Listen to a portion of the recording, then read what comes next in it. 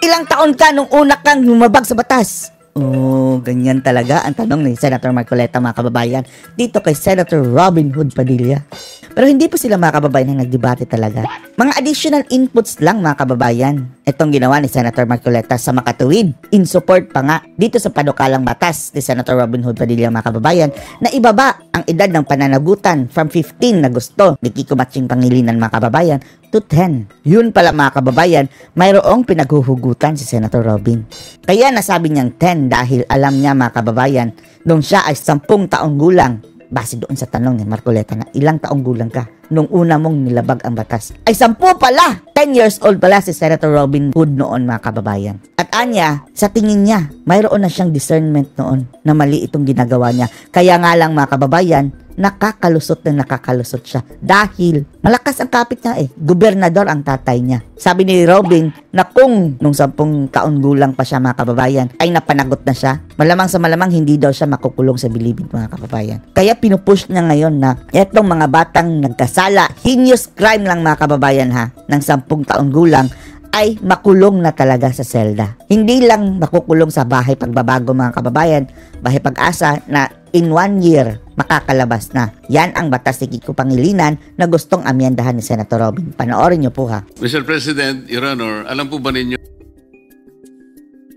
na yung batas na tinatawag nating RA 10630, ito po yung nag-amyenda sa RA 944, Juvenile Justice Law na kung by saan Kiko ay Pangilinan. criminal o minimum criminal responsibility po ay inilagay sa 15 years old. 15 years old lang daw, mga kababayan.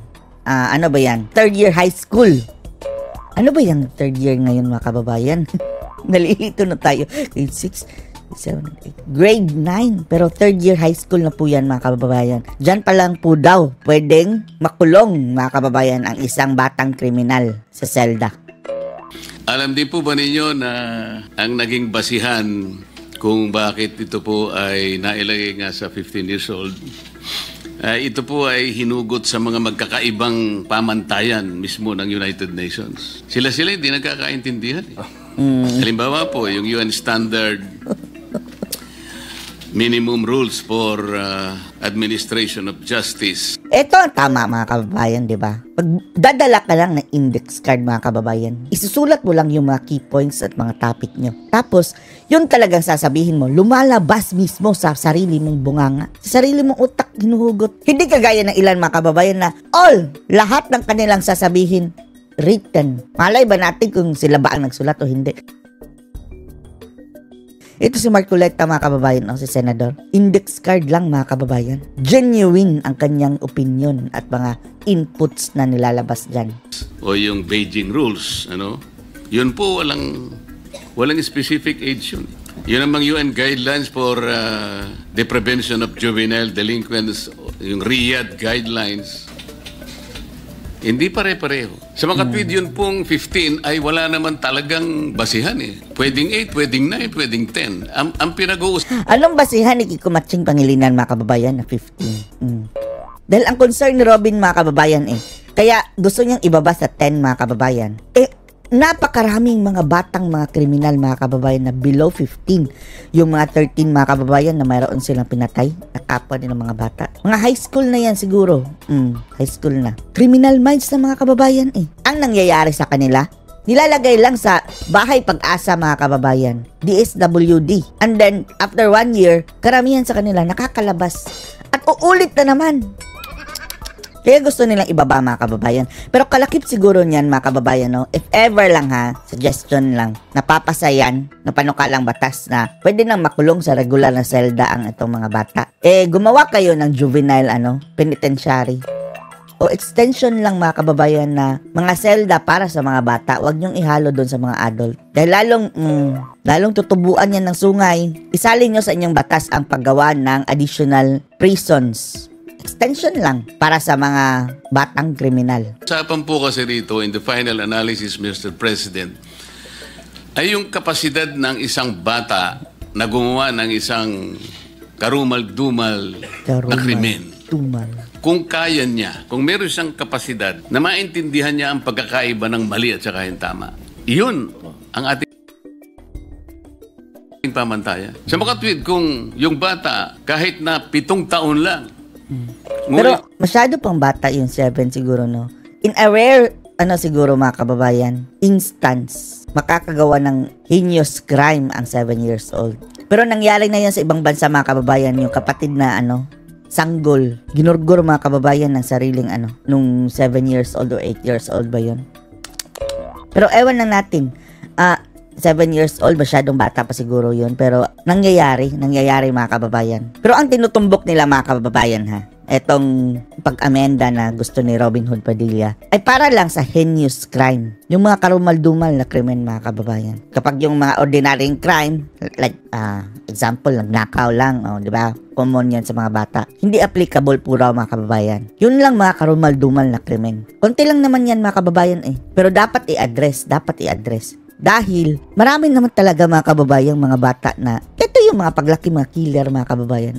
As early as 13 ganyan, nag-uumpisa na sila. Paulit-ulit nila yung gagawin mga kababayan hanggat hindi sila tuluyang makukulong. Kahit papaano mo pagbali-balig ta rin ang mapangyayari, alam niya ang consequence. Alam niya na darating siya sa ganito Yung consequence ng kanyang magagawang krimen sa kanyang kapwa at sa lipunan, alam niya. Kahit sa murang gulang pa lang. Pati yung ginamit niyang pamamaraan kung paano niya isasakatuparan yung krimen.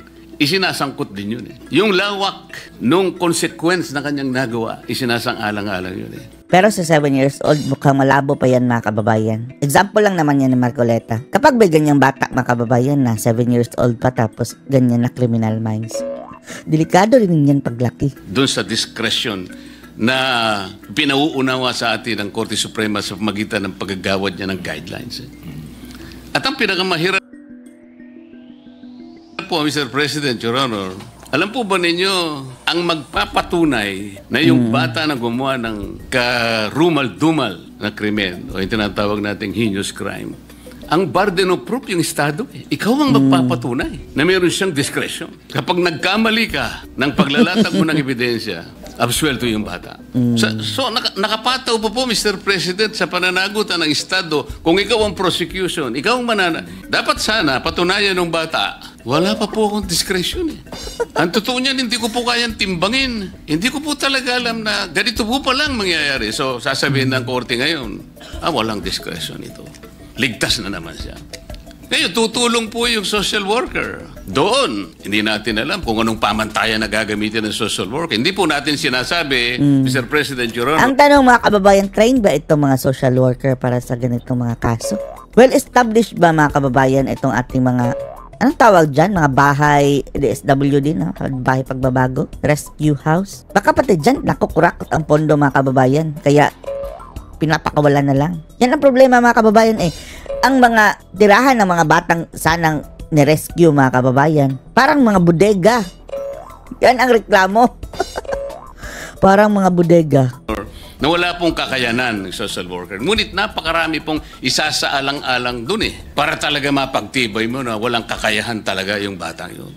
Na yung kanyang ginawa, wala pa siyang kamalayan Pero hindi binding sa korte yun In the final analysis, Mr. President, Your Honor, ang magpapasa yung korte. O sige, palagay mo, may discretion, sabi ng korte. Pero sinasabi ng batas ngayon, na yun po yung ninanais niyong susugan, tama naman po kayo ron ang sinasabi po niya kasi ron kailangan makilala natin kung anong mga consequences. Napakahirap nun At pagkatapos, sige, napagtibay na. Hindi po ako naniniwala yung batas sa ngayon ay sapat para dun sa consequence na nagawa ng bata. Kiko, makinig ka. Sa batas kasi na ginawa ni Kiko mga kababayan kahit nakapatay, pagpalagay natin 10 to 15 years old mga kababayan, hindi yan pwede ikulong sa regular na selda. Kahit nakapatay ka, ang parusa lang mga kababayan, dalhin ka sa DSWD. Doon sa kanilang, anong tawag dyan, mga bahay pagbabago o ganyan siguro. Basta sa DSWD na custody. And then after 1 year, maaari ka nang lumabas. Kung papayagan ka ng korte mga kababayan. Yung iba nakakatakas dahil hindi masyadong higpit mga kababayan yung seguridad doon. Yung iba, pinapakawalan na lang dahil hindi kasi equipped ang mga bahay na yan mga kababayan, yung holding para doon sa mga batang mga kriminal. Hindi equipped kagaya ng mga penitentiary talaga mga kababayan na mayroong gwardya, mayroong bantay 24/7. Minsan sa kanila, di ba, uuwi ang mga gawani ng gobyerno after 5 p.m. Yung naiiwan yung gwardya na lang mga kababayan, nasa salisihan. Ayun, tatakas, and then gagawa na naman ng krimen. Patunayan na may discretion eh. O sinabi For heinous crimes lang mga kababayan ha. Inuulit natin, etong kanilang concern, heinous crimes. ng batas. So sige, mandatorily you will be confined at the Bahay Pag-asa. Bahay Pag-asa pala. Pati nandun eh. Pero yung pong Bahay Pag-asa, rehabilitative po yun eh. Hindi po yung punitive na kagaya po ng mga preso na binabanggit nyo kanina na kung saan naawa kayo sa mga batang gumawa no kaya pinaghiwalay po ninyo sila eh. Nandun po ba yung pasilidad na talagang yung bata na nakagawa ng kasalanan na yan? Kompleto po ba yung pasilidad? Nandun po ba yung mga psychologists? Nandun po ba yung mga guidance counselor? Nandun po ba yung mga disciplinarian? O yung mga iba't iba pang sektor ng lipunan na merong interest para ma-rehabilitate yung bata na yun? Talaga bang nandun lahat yun? Sapagkat kung wala, yung bata, hindi rin may tutuwid yun. Kagaya nga po na sinasabi kanina, Senator Tulfo, pabalik-balik yun eh. Recidivist na yun. Ulit-ulit. Pero, baka 7 years old. Kamukha po nung example nyo kanina, 8 taon lang nakagawa na eh. 10 taon lang nakagawa. Ano pong ibig nating sabihin dito? Yung modern approach po kasi, Mr. President, Your Honor, hindi na po binibigyan ng taon eh. Ang importante, kailangan po makita natin na yung bata, irrespective of the age, meron na siyang discernment. Yun po yung batayan. Kailangan lang mapagtibay natin na yung bata sa maraming elemento, mapapagtibay natin. Meron siyang discernment. Ginawa niya, alam niya yung consequence, pati paraan ng paggamit niya at pa yung kahihinatnan niya at ang epekto sa lipunan, alam niya. Kahit 7 years old, dapat managot siya. Mr. President, kayo po ba'y naniniwala? Kay Robin, 10 lang ha. Galit na si Matching mga kababayan, si Kiko. Sa akin, 15 eh. 15. Mag-aalboroto nito si Kiko mga kababayan. Wala nang age limit. Na dapat ganun ang approach natin, Mr. Opo. President, Your Honor. Opo. Yan po talaga ang buong-buo po nating paniwala. Katulad po ng nabanggit ko kanina, Si Erich, amin pong patron. Alam niyo po, lagi ko pong sinasabi, bakit nawala na sa atin ang youth detention? Dati po kasi may boys town po tayo, kung naaalala niyo po, nung araw. Hindi ko alam bakit nawala yan. boys detention. Advance na tayo noon eh, nandun na Paano kung babae? Hindi lang naman lalaki ang nakakagawa ng heinous crime. tayo eh. Kasi kung sasabihin niyo po sa akin na sapat ba para sa mga nakagawa ng heinous crime yung dadalhin sa Bahay Pag-asa, doon po lang ako talaga nasaktan. Sapagkat nung ako po talaga ang saksi niyan sa Camarines Norte, Oo. nung dinala yung mga nang rape at pumatay na Oo, nag-video yan, pa doon sa kanilang ginawang rape at ginawa nilang autopsy, hindi po talaga ako makapaniwala. Iyan lang ang gagawin nyo? Heinous crime mga kababayan, 13 years old daw ha. Parusa, Bahay Pag-asa. After 1 year, labas na. Sa mga batang yan? Yung minsan nga, hindi pa nga aabot ng 1 year mga kababayan, released. And then, yung iba nakakatakas. Ganyan lang, i-interviewin nyo. Ni anytime pwedeng tumakas dito dahil wala namang kulungan. Wala. Ito, yan lang. Ayan daw po talaga ang sinasabi ng batas. Batas si Kiko Pangilinan. Sinabihan pa ako, hanggang dyan lang po kayo. Hindi nyo po pwedeng tanungin, ha? Ako na po yun, senador na po ako nun. Hindi ko pwedeng tanungin. Hindi ko pwedeng kausapin. Hindi ko pwedeng wala. Protected ang batang kriminal. Oo talaga, hindi daw pwede kasi underage sila. So yun lang po ang aking hinanakit. Ang hinanakit ko po, totoo lang, mahal na patrol, ay bakit naman dumating tayo sa puntong ito na kapag ang nakagawa ng karumal-dumal na krimen, Rumal-dumal lang ha. tatratuhin pa ba Yes. natin itong bata? Ibig sabihin, hindi man tayo makaisip po ba ng paraan na tayo gumawa man lang ng youth detention center na maramdaman man lang nung bata na siya po ay nangulungan, hindi na kasama kaming matatanda. Kasi ako po mismo, naniwala noon na hindi dapat kasama ang matanda. Kaya advice namin, Robin, na kalakip ng iyong panukala na ibaba sa 10 years old ang pwede nang makulong ay ang paggawa ng extension. Siguro sa existing mga kababayan, gumawa lang ng kaunting extension. Ilan lang naman yung mga kriminal na bata. Hindi yan marami mga kababayan gaya ng matatanda. Extension doon sa existing na kulungan para sa mga bata.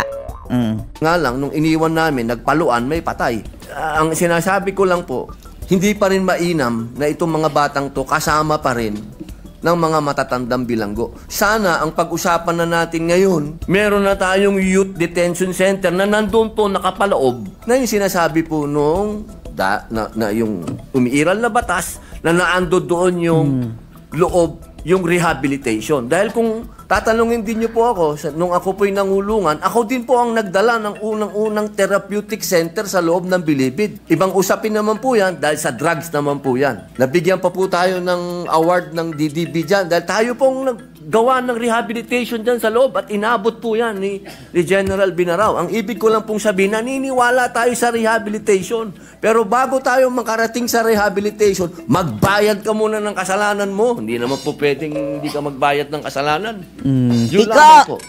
Alam ko po, Mr. President, ang gusto po. Emotional na mga kababayan si Robin.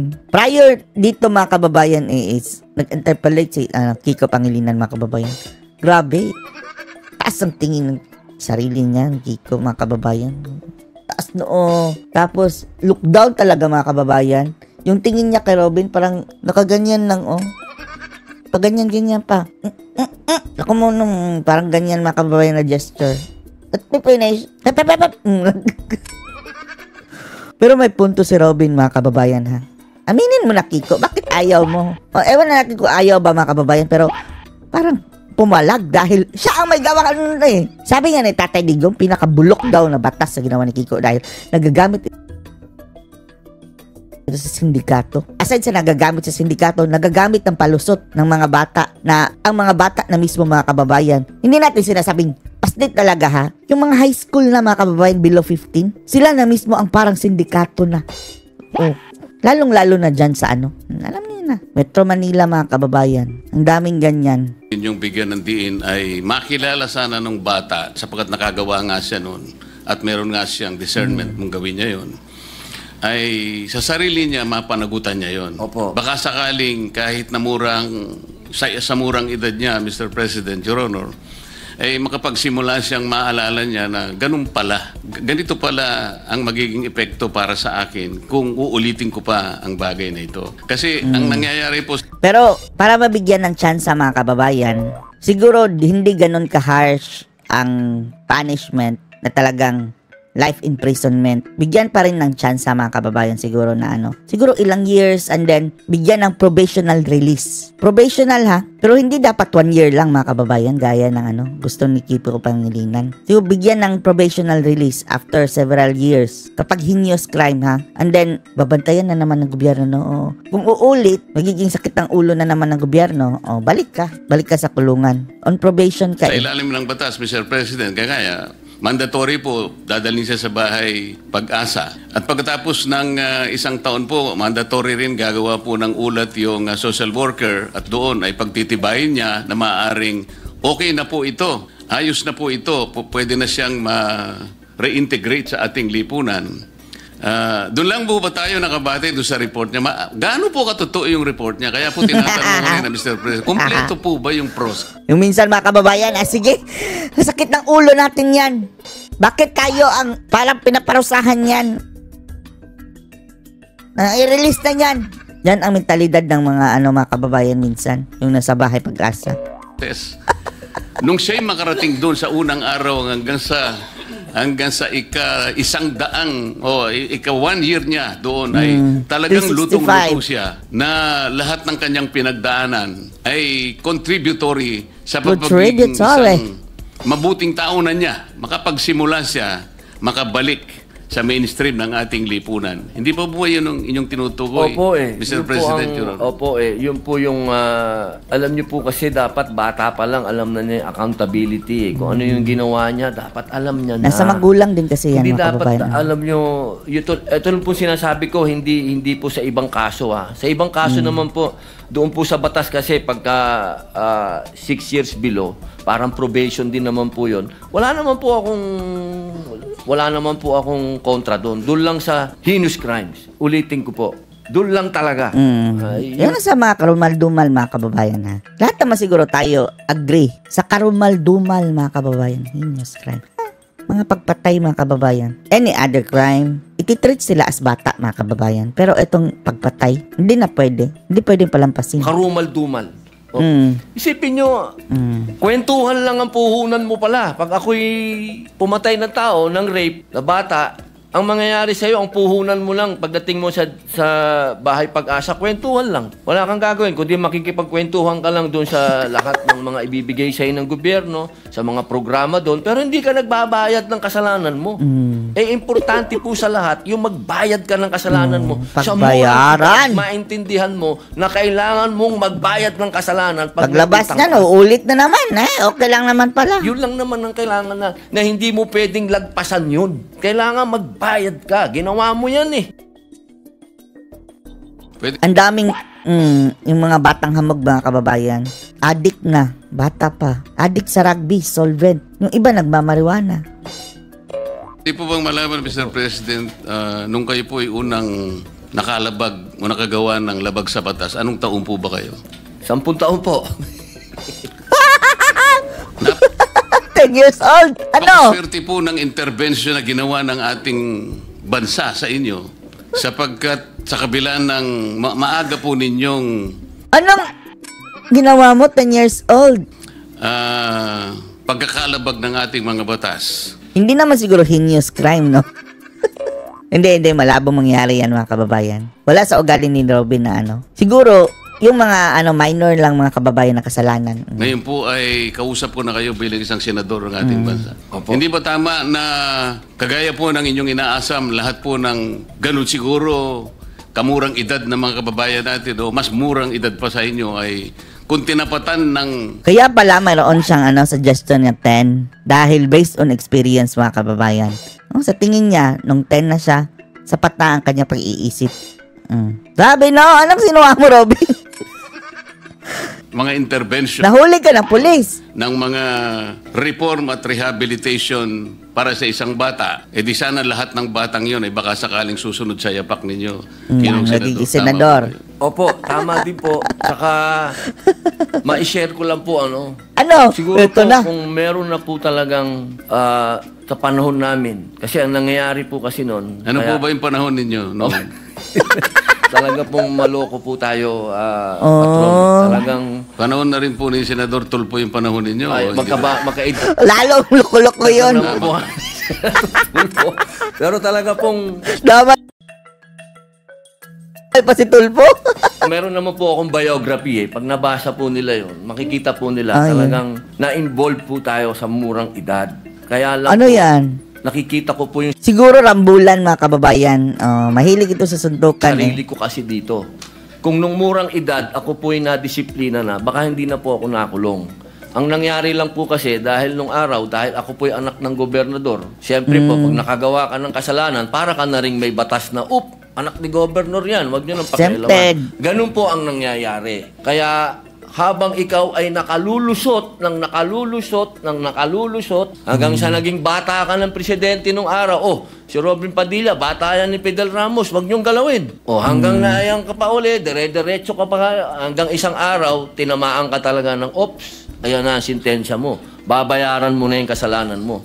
Doon lamang po ako nagkaroon ng pagkakaintindi. Kasi galing ka sa pinakamataas, ikaw ang superstar, tapos ginawa kang lowest mammal, bilanggo ka, kung tawagin ka ng gwardya, ka rito.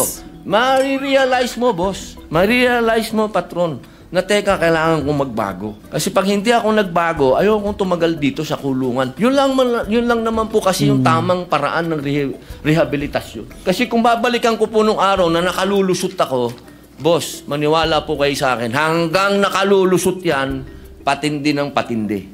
Based So, on Mr. experience. President, para hindi siya talaga makalusot, naiintindihan ko po ang mga anmiyenda na gusto po ninyong mangyari. Palakasin po natin yung sa discernment. Opo. Na kinakailangang malinaw na yung batang gagawa ng paglabag, lalong-lalo na yung mga karumal-dumal na mga krimen, ay magkaroon man lang po ng talagang listahan na kapag ito ang lahat ng mga bagay na ito ay present habang ginagawa mo o nagawa mo ang paglabag na ito, siguradong meron kang discernment. At hindi ka makaliligtas sa batas kahit ang gulang mo pa ay 8, maaaring 9 o 10. So, inconsequential po rito, Mr. President, kung gaano ka kamurang edad. Ang importanteng lilitaw ay meron kang discernment, lalong-lalo na napasangkapan ka sa mga sindikato. Ibig sabihin, nakauunawa ka eh. Nalaman mo na pwede ka makipagsabuatan. At dito makikita rin, ano bang katungkulan ng magulang? Doon po papasok ang discretion. Maraming salamat po, Mr. President. Maraming salamat. Maraming salamat. At salamat din sa honesty nito si Robin, mga kababayan. At least umamin, no? Pero changed man na siya, mga kababayan. So ano masasabi niyo dito? Post your comments below.